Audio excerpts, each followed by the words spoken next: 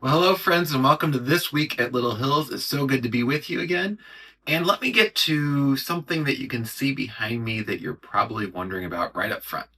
Yes, we are going to be online only tomorrow for our Sunday service. So if you normally come to our online side of the service, then do just like you normally do. If you normally come to our spot at 335 Drosty, well, don't do that. Stay safe. Stay off these slick roads. Let the road crews work and come online from the warmth of your home. It'll be great to join in together. Please jump in the chat. We'll enjoy fellowship together and we will still worship our God together, but from the safety of home. Speaking of snow, though, you think about that for a moment. Here we are in this modern world, and we have so much that we can do, but a little frozen water messes everything up, doesn't it? And we can see it coming. We know it's coming. We know the power of storms that here they are. They're coming at us, and there's nothing we can do about it.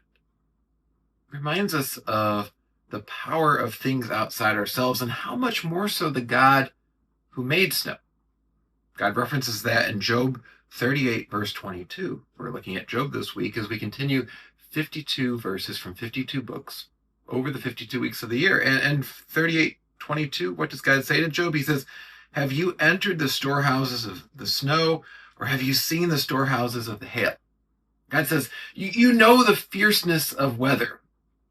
Have you ever entered the place where it originates?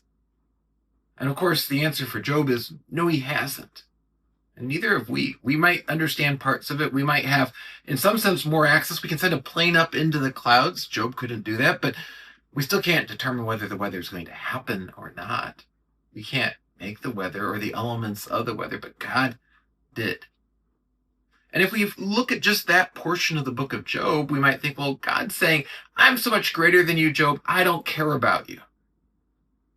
But even as he brings that up, what's he bringing up that for? What's the purpose of it? It's to say, Job, let me explain just a little bit to you. I'm not going to tell you the answer to all your questions, why bad things happen, why you're suffering. We're not going to get into that, but let me just actually come and talk to you.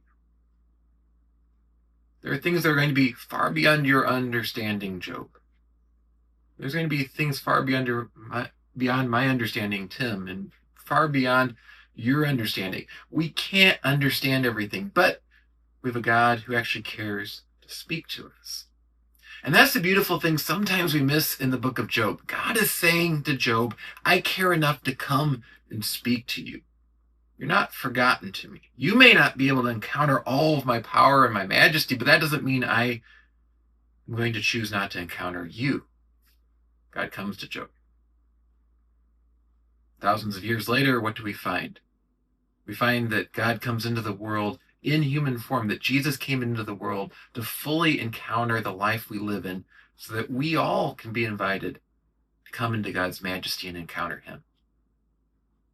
Our God cares about us. And when we see mighty weather, when we see other unstoppable forces in this life, when we can't understand things, either things that God allows or simply the way the world works, God says, you may never understand all that. It's beyond you.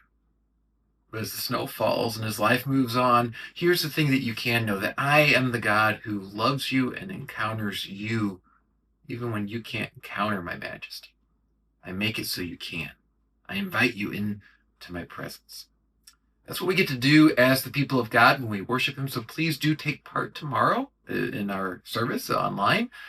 And then, of course, on Monday night as well, we have Steadfast, 7 p.m. Central Time, 5:30 tomorrow night if you're coming for our service. Every time we gather together, we encounter the God whom we can't come before in our own power, but the God who loves you enough to come to you in his power.